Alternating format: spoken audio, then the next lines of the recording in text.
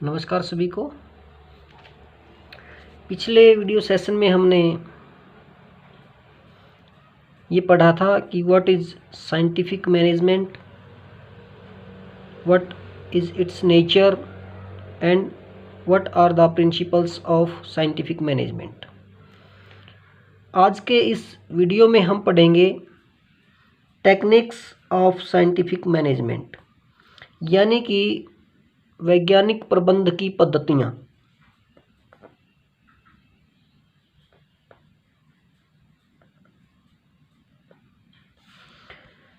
देखिए, the principle of scientific management only bring out the basic philosophy behind the theory, यानी कि ये जो साइंटिफिक मैनेजमेंट होता है उसकी जो थ्योरी है ये उसके मूल दर्शन की ओर संकेत करता है। The question which now arises is how to implement these principles practically.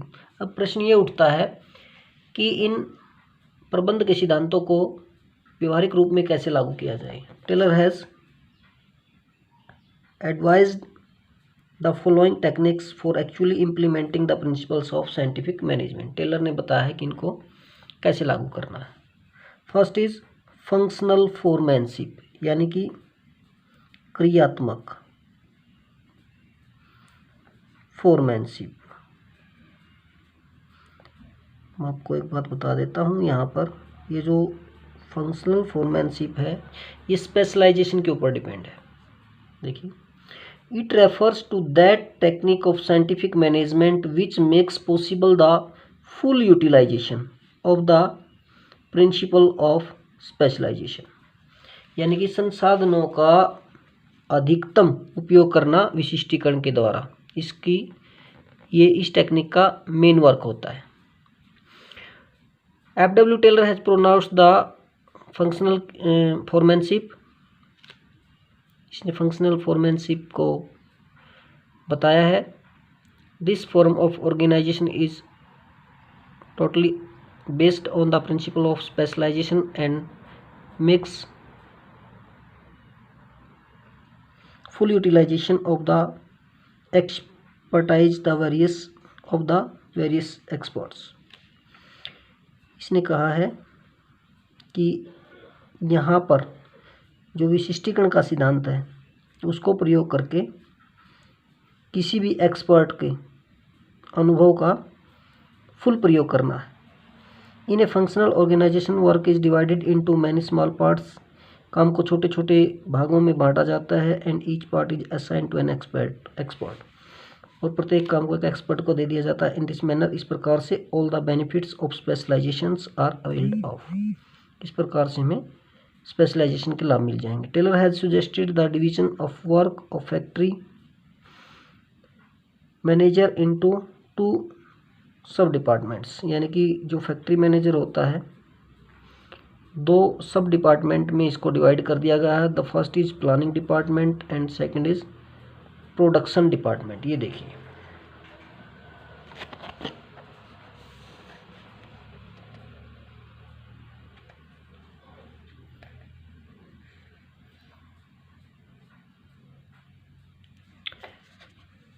Planning officer जो फैक्ट्री मैनेजर होता है उसको 2 पार्ट्स में सब डिवाइड कर दिया, प्लानिंग ऑफिसर और production officer. Planning officer plan बनाता है। इनके नीचे 4 काम करने वाले होते हैं। Root clerk, instruction card clerk, time and cost clerk, discipline officer. Production officer में क्या होता है? Gang boss, speed boss, repair boss और इंस्पेक्टर बॉस। जो हमारा प्लानिंग डिपार्टमेंट वाला होता है ये प्लानिंग करता है। क्या करता है ये? Makes planning.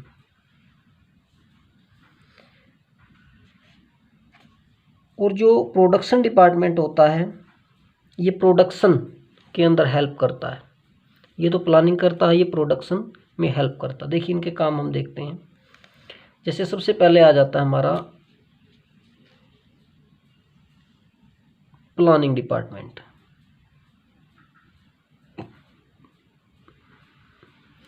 पहला रूट कलरक। रूट का मतलब होता है मार्ग, यानी कि मार्ग लिपिक भी इसको बोल देते हैं, कि काम किस किस प्रकार से होगा, किन किन तरीकों से होगा, क्या प्रोसेसिंग होगी।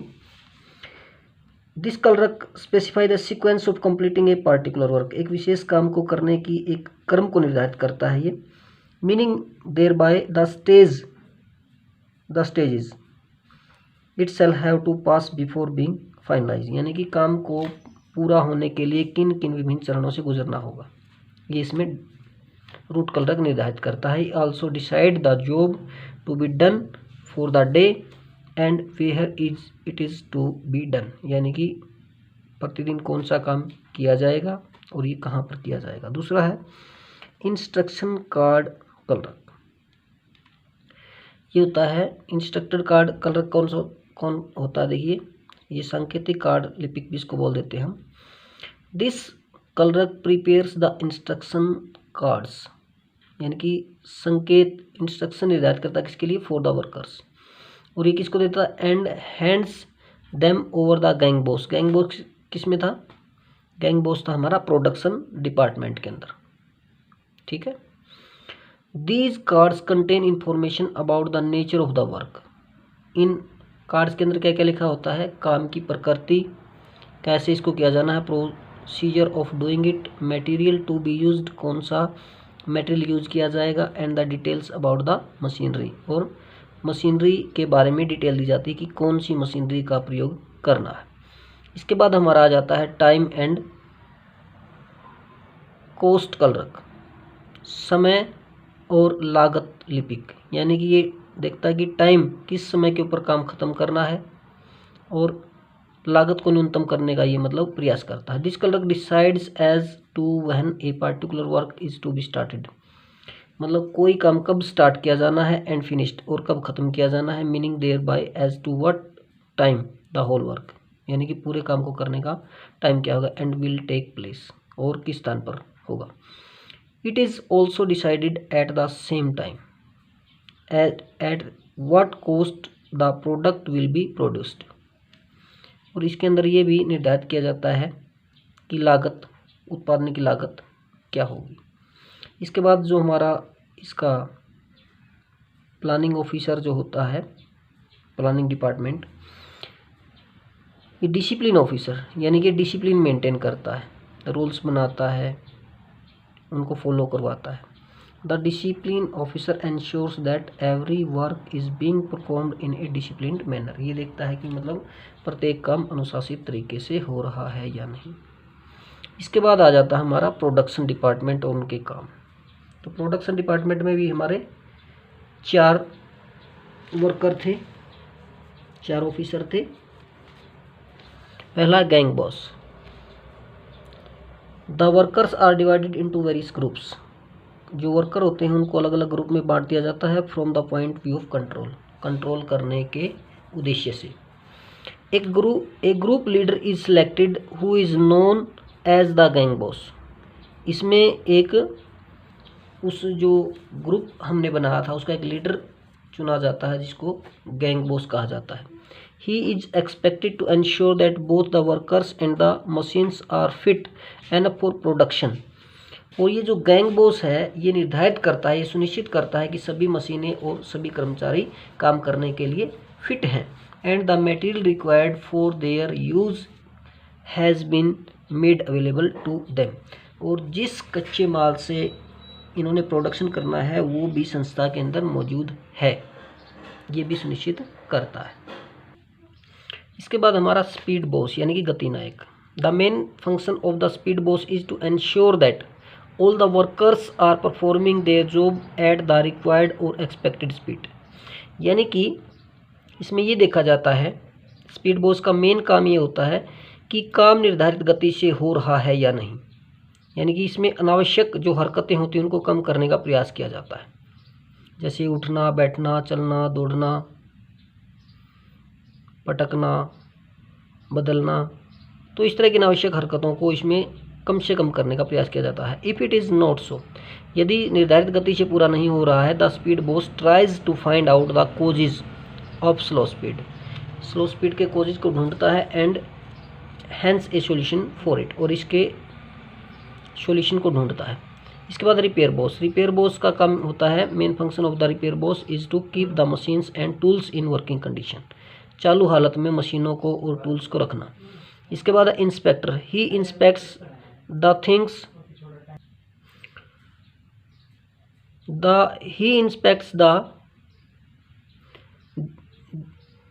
produced and compare their quality with the standard prescribed for them and tries to find out the difference। Inspector क्या काम करता है? इंस्पेक्टर देखता है कि जो माल बनाया गया है वो निर्धारित परिमापों के अनुसार है या नहीं, और यदि इनमें डिफरेंस पाया जाता है, in case of unfavourable result, यदि कोई अनफेवरेबल रिजल्ट आता है, ही इनिशिएट्स करेक्टिव एक्शन, तो वो आवश्यक सुधारात्मक कदम उठाता है।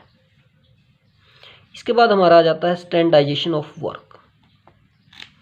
स्टैंडर्डाइजेशन होता है प्रमापीकरण करना, काम का प्रमापीकरण करना। It refers to the process of setting standards for various business activities. ये क्या करता है? विभिन्न जो बिजनेस एक्टिविटीज़ होती हैं उनके लिए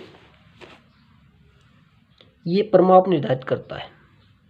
प्रमाप का मतलब जैसे कि काम कितना करना है एक आदमी को, एक विशेष प्रकार का माल बनाने के लिए किस प्रकार का कच्चा माल चाहिए, कौन सी मशीन का यूज़ किया जाएगा, यानी कि इसमें हर एक काम के लिए सभी चीज़ों के लिए प्रमाप निर्धारित किए जाते हैं। Standardisation means setting standards for different activities, अलग अलग क्रियाओं के लिए स्टैंडर्ड निर्धारित किए जाते हैं। आफ्टर ड्यू डेलिब्रेशन, सभी को सोच समझ लेने के बाद। For example the amount of work to be done by a worker in a day may be standardise, यानी कि एक कर्मचारी को एक दिन में कितना काम करना है, इसके लिए स्टैंडर्ड्स निर्धारित किए जा सकते हैं। इन अदर वर्ड्स, दूसरे शब्दों में, the worker is executed to do the standard amount of work every day, यानी कि उस कर्मचारी को वो काम प्रतिदिन करना पड़ेगा, standardise work. In the same manner, इसी प्रकार से स्टैंडर्डाइजेशन में भी जैसे कि एक आदमी के लिए काम निर्धारित किया है, इसी प्रकार से स्टैंडर्ड निर्धारित किए जा सकते हैं कच्चे माल के लिए, मशीन्स के लिए, टूल्स के लिए, टेक्निक्स के लिए, कंडीशंस ऑफ वर्क एटसेट्रा, इन आदि के लिए। इसके बाद आ जाता है हमारा ऑब्जेक्टिव्स ऑफ स्टैंडर्डाइजेशन। स्टैंडर्डाइजेशन का ऑब्जेक्टिव क्या है? तो निम्नलिखित हैं इसके following objectives of standardisation: to reduce a given line of product to fix type, sizes and characteristics, यानी कि एक विशेष प्रकार, स्थिर प्रकार के आकार के और गुणों वाले प्रोडक्ट बनाने के लिए। दूसरा है to introduce the manufacturing of identical products, एक ही प्रकार यानी कि समान उत्पाद जिनकी मतलब एक जैसी उत्पादन प्रक्रिया है, such that they are easily interchangeable with one another, ताकि उनको एक दूसरे के साथ बदला जा सके। To ensure quality standards, quality को निर्धारित करने के लिए, सुनिश्चित करने के लिए। To establish standards of performance of man and machine, आदमी और मशीनों के लिए स्टैंडर्ड प्रमाप निर्धारित करने के लिए। इसके बाद आ जाता हमारा सिंप्लीफिकेशन। सिंप्लीफिकेशन का मतलब है साधारीकरण करना, यानी कि अनावश्यक कार्यों को हटाना, अनावश्यक प्रकार, अनावश्यक गतिविधियों को हटाना। It refers to technique which is used to put an end to unnecessary types, अनावश्यक प्रकार, किसी भी वस्तु के अनावश्यक प्रकार, उनके गुण, उनके आकार, उनके भार आदि को हटाना, ये होता है सिंप्लीफिकेशन। जैसे कि उदाहरण के रूप में, जैसे कि मान लीजिए ये बता रखा है कि एक फैक्ट्री जो है जूतों के लिए ले लीजिए, जैसे कि एक कंपनी मान लीजिए जूते बनाती है, इनके साइज हैं मतलब 0, 1, 2, 3, 4, 5, 6, 7, 8, 9, 10 ऐसे बनाते जूते। अगर ये इसकी बजाय ऐसे स्टार्ट कर दे, manufacturing shoes 0, 0.5, 1, 1, 2.5, 1.5, 1.75, 2 and so on, it will be simply wrong, ये गलत होगा, क्योंकि जो जूतों के जो आकार होते हैं उसमें पैरों का जो आकार होता है उसमें काफ़ी कम डिफरेंस होता है। There is no justification in the difference of such sizes, यानी कि इतना जो फ़र्क है ये बहुत ही हम इसको बोल सकते हैं कि मतलब बेकार है इसको। तो in such a situation different types of machines shall have to be installed, अगर हम मान लो अलग अलग प्रकार के, जैसे 1.25, 1.5, अगर इस माप के जूते बनाएंगे तो हमें इसके लिए अन्य मशीनों की ज़रूरत पड़ेगी, दूसरे बात आदमियों की ज़रूरत पड़ेगी, तो इससे हमारे संसाधन जो हैं बेकार लगे रहेंगे, हमारी जो कॉस्ट है वो भी बढ़ जाएगी। तो सिंप्लीफिकेशन का मतलब है अनावश्यक क्रियाओं को, अनावश्यक प्रकार को, अनावश्यक भार को, अनावश्यक क्वालिटी को ख़त्म करना। ऑब्जेक्टिव्स ऑफ सिंप्लीफिकेशन क्या है? इससे एक तो इकोनॉमी आएगी, ठीक है ना, effecting economy in the use of machines, मशीनों का कम यूज़ करेंगे। Bringing down the labour cost जो हो डाउन हो जाएगी। Effecting economy in the staff, यानी कि स्टाफ में जो है वो भी मितव्यता आएगी, कम स्टाफ की हमको ज़रूरत पड़ेगी। अकॉर्डिंग टू अनदर एग्जाम्पल, दूसरे उदाहरण के अनुसार, a paper manufacturing company in the USA के अंदर कोई कागज़ का निर्माण करने वाली कंपनी थी। Started the work of simplification of the types of papers, उसने सिंप्लीफिकेशन का काम शुरू किया। It was manufacturing and succeeded in reducing their types from 2000 to 200 only, यानी कि वो 2000 प्रकार के कागज़ बना रही थी और उसने सिंप्लीफिकेशन करके उनकी जो टाइप थे उनको 200 कर दिया। The effect of such an exercise can simplify be imagined, यानी कि इसको हम सिंप्लीफाई बोल सकते हैं। नेक्स्ट है हमारा method study. It refers to identifying the most stable way to do a particular activity, एक विशेष प्रकार के काम को करने के लिए सबसे उत्तम विधि का चयन करना ही मेथड स्टडी कहलाता है, कार्यविधि अध्ययन कहलाता है। To conduct this study, process chart and operation research techniques are used, इसको फाइंड करने के लिए हम जो प्रक्रिया चार्ट होता है और जो क्रियात्मक अनुसंधान तकनीक जो होती है उसका प्रयोग हम करेंगे। The main objective of this study is to find out one best way to doing the job, इसके द्वारा हम एक सर्वोत्तम विधि किसी भी काम को करने की फाइंड करेंगे। इसके बाद आ जाता है हमारा मोशन स्टडी। मोशन में क्या होता है? गति अध्ययन। It refers to a study to a technique to the study of the movement those are necessary for doing a well defined job work, इसका अभिप्राय किसी भी ऐसी तकनीक से है जो किसी भी काम को करने के लिए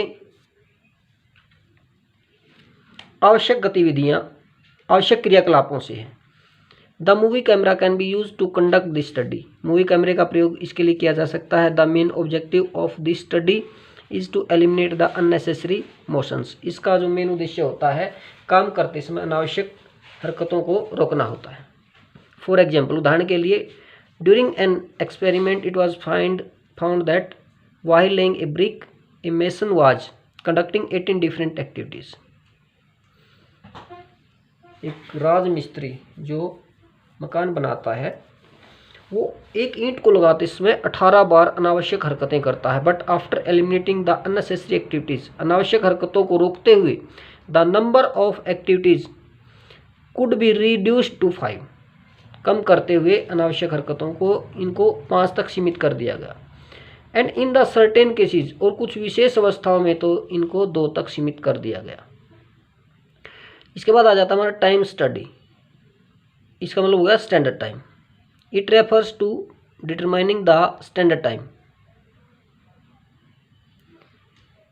ये हमारे परिमापित समय के ऊपर आधारित होता है जो कि एक काम को करने के लिए होना चाहिए, to complete a particular activity.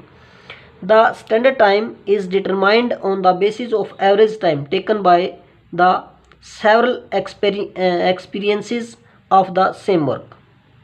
उसी तरह का काम करने वाले बहुत से अनुभवी व्यक्तियों की एवरेज निकाली जाती है। This study is conducted with the help of stopwatch. Stopwatch का सहारा इसके लिए लिया जाता है। The main objective of the study are, इस स्टडी को करने का जो मुख्य उद्देश्य है ये होता है to get the estimated figure of labour cost, labour cost का अनुमान लगाना कि कितनी कॉस्ट लगेगी लेबर के लिए। To determine the number of required workers, कितने आदमियों की ज़रूरत पड़ेगी, and to decide about the suitable incentive plan, और कर्मचारियों को अपग्रेड करने का जो सुटेबल प्लान है वो कौन सा होगा। इसके बाद है फैटिग स्टडी। फैटिग क्या होता है, थकान। कर्मचारी काम करते करते थक भी जाता है तो उनके लिए आराम की व्यवस्था होनी चाहिए। It refers to determining the duration and frequency of rest intervals to complete a particular job, यानी कि एक विशेष काम को पूरा करने के लिए कर्मचारियों की आराम की अवधि और उनकी बारंबारता को निर्धारित करने से संबंधित है। The rest refreshes the workers. Rest से क्या होता है, कर्मचारी हमारे रिफ्रेश हो जाते हैं। They work again with their full capacity, तो एक काम को दोबारा मतलब अपनी फुल कैपेसिटी से करते हैं। The main objective of the study is to maintain the efficiency level of workers. इससे कर्मचारियों की एफिशिएंसी बढ़ती है। There may be so many causes of fatigue. थकान के अनेक कारण हो सकते हैं। लॉन्ग वर्किंग आवर्स, काम के ज़्यादा लंबे समय तक करना। पुअर वर्किंग कंडीशन का काम करने की बेकार कार्यदशाएं। अनसुटेबल वर्क, असुविधापूर्ण कार्य। Unhappy relations with the boss, यानी कि अच्छे संबंध न होना बॉस के साथ, एटसेट्रा। इसके बाद हमारा आ जाता है differential piece wage system. It refers to that technique of scientific management which differences between efficient and inefficient workers. ये एक ऐसी तकनीक है जिसके द्वारा कुशल कर्मचारी और अकुशल कर्मचारियों में भेद किया जा सकता है। तो डिफरेंशियल वेज सिस्टम एक ऐसी विधि है जिसमें एफिशिएंट और इनएफिशिएंट वर्कर्स को ढूंढ लिया जाता है। It rewards the efficient workers and motivates the less efficient ones to improve their efficiency. यह जो विधि है ये एफिशिएंट वर्कर्स को उनका इनाम देती है और जो कर्मचारी कम कार्य करते हैं उनको अधिक काम करने के लिए मोटिवेट करती है। देखिए इसको एक उदाहरण से हम समझते हैं। इसमें काम करने के लिए इसमें सबसे पहले तो क्या होता है, स्टैंडर्ड निर्धारित कर दिया जाता है किसी भी काम को कि प्रत्येक कर्मचारी कितना काम करेगा। जैसे कि उदाहरण के लिए मान लीजिए, for example let the standard output per day be 20 units, यानी कि एक आदमी को प्रतिदिन 20 यूनिट काम करना है और 2 वेज रेट्स दे दिए पर यूनिट के हिसाब से, यानी कि जो मजदूरी पद्धति है वो 2 निर्धारित कर दी हैं, एक को 5 रुपये और 4 रुपये। 5 किसको मिलेंगे और 4 किसको मिलेंगे। मान लीजिए वर्कर ए, कोई वर्कर ए है, वो प्रमापित कार्य को समय पर पूरा कर देता है, produces 20 units in a day, एक दिन में 20 यूनिट बनाता है। And in doing show he earn ₹20 multiply 5 per unit, 5 रुपये के हिसाब से मिलेगा उसको। Another worker bee produces only 18 units in a day, और दूसरा वर्कर बी है वो एक दिन में केवल 18 यूनिट्स ही बनाता है। Hence he will earn only ₹72, यानी कि क्योंकि वो जो स्टैंडर्ड वर्क उसको दिया है उससे कम काम करता है, जो स्टैंडर्ड वर्क से कम काम करेगा उसको जो मजदूरी है वो भी लो रेट से दिया जाएगा, यानी कि ₹4 के हिसाब से उसको दिया जाएगा। तो दोनों में कितना डिफरेंस हुआ, 28 रुपये का। यहाँ पर बी ने केवल 2 यूनिट ही कम बनाई हैं जिसके कारण उसको 28 रुपये का नुकसान हुआ है। तो अब वो क्या करेगा, वो मोटिवेट होगा कि मतलब उसको 28 रुपये का नुकसान ना हो, तो वो थोड़ा सा काम करने के लिए और बेहतर कोशिश करेगा। पॉइंट नंबर 9 हमारा मेंटल रिवॉल्यूशन, यानी कि मानसिक क्रांति। मानसिक क्रांति, मानसिक क्रांति का अभिप्राय है श्रमिकों और मालिकों के बीच दृष्टिकोण को बदलना, यानी कि श्रमिकों को ये समझ लेना चाहिए कि मालिकों के बगैर उनका काम नहीं चल सकता, और मालिकों को भी ये समझ लेना चाहिए कि श्रमिकों के बगैर उनका काम नहीं चल सकता, अर्थात दोनों ही एक दूसरे के पहलू हैं, एक ही सिक्के के 2 पहलू हैं। यहाँ पर ये देखिए it refers to the change in the attitude of management and workers. दृष्टिकोण में बदलाव लाना है, किस किस के, मैनेजमेंट के और वर्कर्स के, towards one another from competition to cooperation, यानी कि एक दूसरे से उनको कंपटीशन नहीं करना है, एक दूसरे का सहयोग करना है। कर्मचारी अधिक वेतन की मांग करते हैं, जबकि जबकि मालिक चाहता है, मैनेजर चाहता है कि वो ज़्यादा से ज़्यादा प्रोडक्शन करे, कम से कम वेतन के ऊपर काम करे। दोनों के अंदर सामंजस्य बनाना पड़ेगा और इसी को हम, तो इससे झगड़ा बढ़ने की संभावना अधिक रहती है। तो झगड़े से बचने के लिए दोनों को बीच का कोई रास्ता निकाल लेना चाहिए। उनको ये समझ लेना चाहिए कि दोनों का एक दूसरे के बगैर काम नहीं चल सकता, तो उनको झगड़ने की बजाय उनका एक सॉल्यूशन निकालना चाहिए। इसी को मेंटल रिवॉल्यूशन का नाम दिया गया है। इसके बाद हम पढ़ेंगे कि जो टेलर है और फ्योल है, उन दोनों में के विचारों में कौन कौन सी समानताएं हैं और क्या क्या डिफरेंस। सबसे पहले हम सिमिलरिटी पढ़ लेते हैं। Comparative study of the contribution of Taylor and Fayol. पहले सिमिलरिटी पढ़ते हैं। पहला है सॉल्यूशन टू मैनेजरल प्रॉब्लम्स। दोनों ने ही जो मैनेजर्स होते हैं उनके मार्ग में आने वाली समस्याओं को दूर हटाने का प्रयास किया।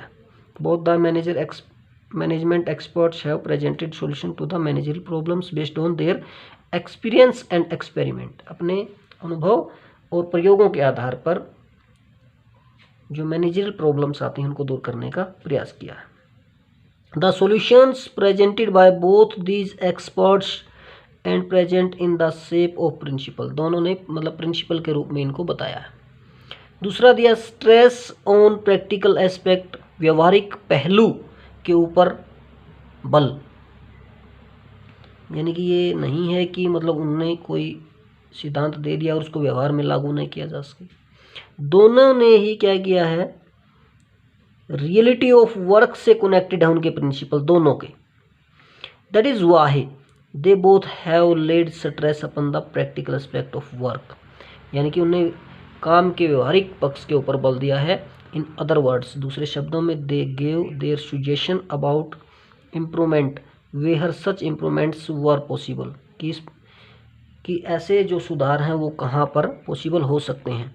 They did not lay down any principal which can not B brought into the parameters of practically.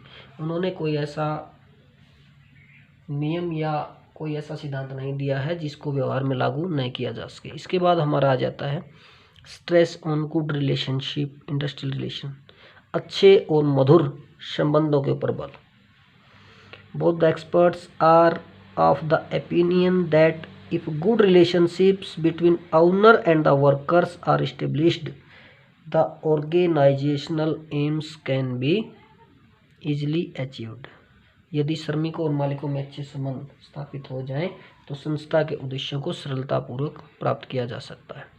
इसके बाद हमारा आ जाता है कि डिसिमिलरिटीज़ क्या हैं, यानी कि दोनों में असमानताएं कौन कौन सी हैं। समानताएं कौन कौन सी थी, मैनेजरियल प्रॉब्लम्स को दूर करते हैं दोनों, व्यवहारिक पक्ष के ऊपर दोनों बल देते हैं, तीसरा दोनों ही मधुर औद्योगिक संबंधों के ऊपर बल देते हैं। इसके बाद हमारा आ जाता है असमानताएं क्या हैं, ये टेलर ये fuel. Perspective,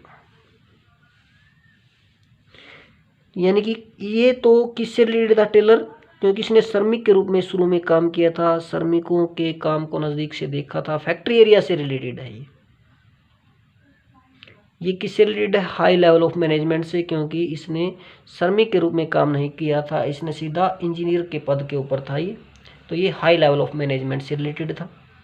unity of command, इसने यूनिटी ऑफ कमांड का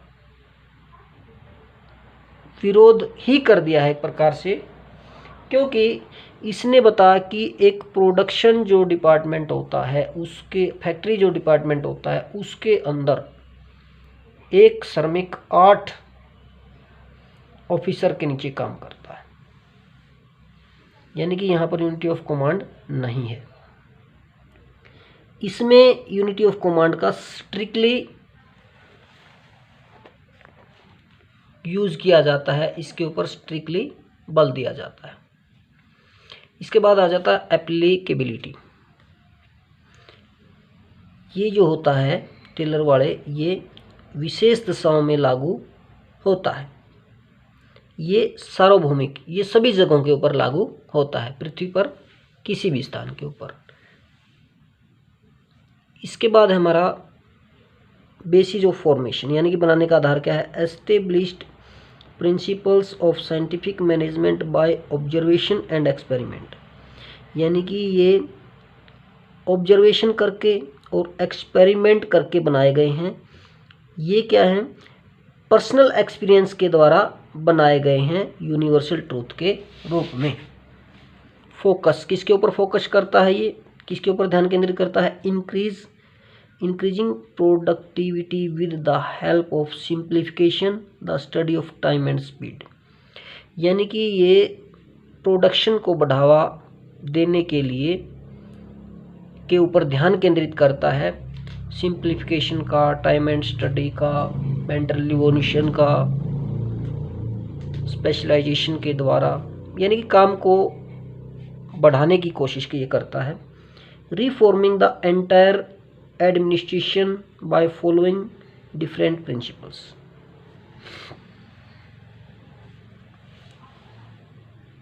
संपूर्ण प्रशासन का ये ध्यान रखता है, उनमें सुधार करने की कोशिश करता है।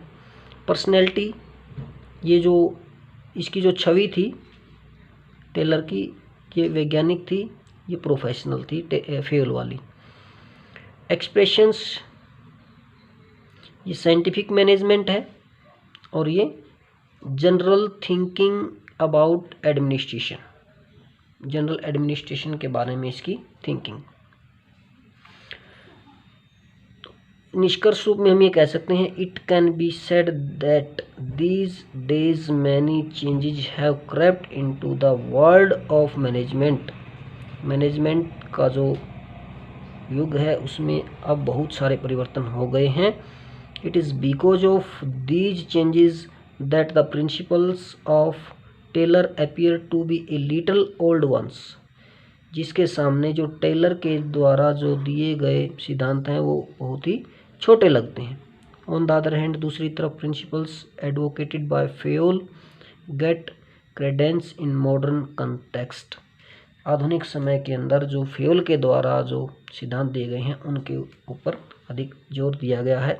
इवन देन, फिर भी Taylor contribution can not be considered insignificant as the principles certainly guide the managers in some way of the other। फिर भी जो टेलर के द्वारा जो सिद्धांत दिए गए हैं, जो टेक्निक्स दी गई हैं, उनको कम करके आंका नहीं जा सकता है, क्योंकि आज के समय में भी ये बहुत सारा मैनेजर्स का बहुत सारा पथ प्रदर्शन करते हैं। Thank you. अगर आपको वीडियो अच्छा लगे तो लाइक करें, सब्सक्राइब करें। ओके।